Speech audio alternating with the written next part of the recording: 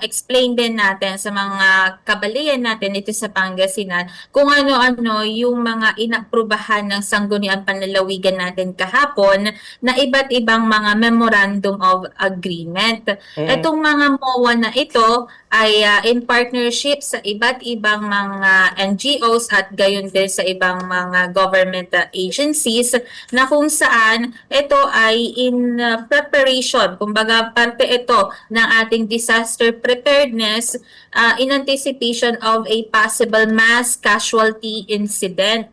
Kasi alam naman natin, Bombo Frami, sa probinsya ng Pangasinan, marami tayong iba't ibang uri ng natural and Mm. human-induced hazards na tinatawag. So, yung mass casualty incident response operations natin, dapat tayo ay talagang naghahanda at itong mga MOA na ito ay in partnership sa possible provision ng mga basic commodities, Mm. ng ating rice supply, ng fuel products, at ng, of course, emergency communication and information dissemination, even yung mga crematory and funeral services, yung bus transportation services, Mm. and other logistical support essential pagdating sa disaster response.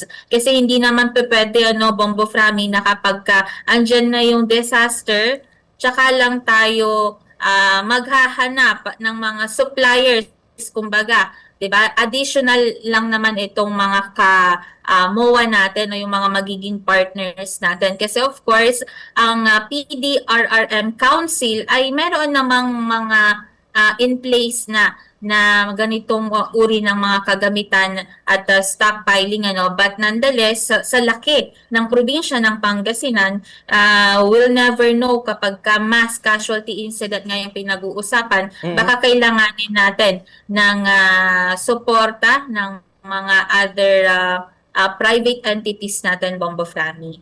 Yes. So right now, Ma'am Megan, sa ngayon ba ay ito yung mga preparasyon sa kung ano man pwedeng mangyari? At sabi nga po natin, huwag naman sana mangyari. Of course, hindi natin iniling yan sa mga, of course, andyan ang the big one at yung pong binanggit na rin po ninyo sa previous na interview, mga swarm dyan mismo sa seashore po ng Bulinaw, na mga lagi pong naglilindol.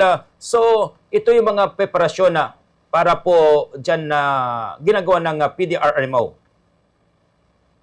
Tama po kayo, Bombo Frami, kasi tatandaan po natin, pag sa aspeto po kasi ng disaster risk reduction and management, meron po tayong tinatawag na 4 thematic areas. Yes. So, una dyan yung disaster prevention and mitigation and disaster preparedness. So, itong ginagawa natin ng pakikipag-partner, o yung pagkakaroon ng MOA sa iba't ibang mga non-government organizations and other government agencies ay parte ito ng disaster preparedness natin in the possible anticipation nung phase naman ng disaster response natin. And of course, andyan din yung disaster rehab or rehabilitation and recovery. So ito ay kumbaga a holistic approach na inisyatibo ng PDRRM under the of course initiative of our PDRRM Chair Governor Monmon Kiko. Yes. And Ma'am Megan, ito pong mga itong mga MOA po na ito ay of course kasi sa ating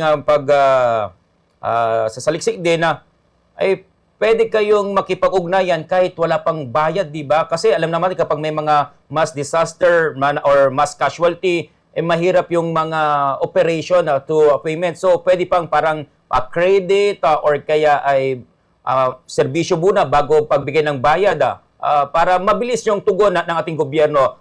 That's the main reason na isa rin na Megan.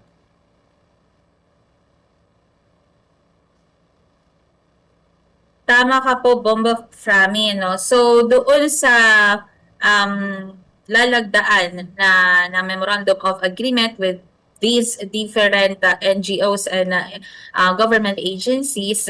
So nakapaloob dyan na basta magkaroon tayo ng MCI o yung declaration ng state of calamity at kailanganin natin ng possible augmentation coming from these partners, ay agad nila dapat itong maibigay sa atin. And alright. of course yung pagdating sa payment, ayan, parte na yun ng agreement natin na isa-settle natin yan kapag medyo okay na yung situation natin.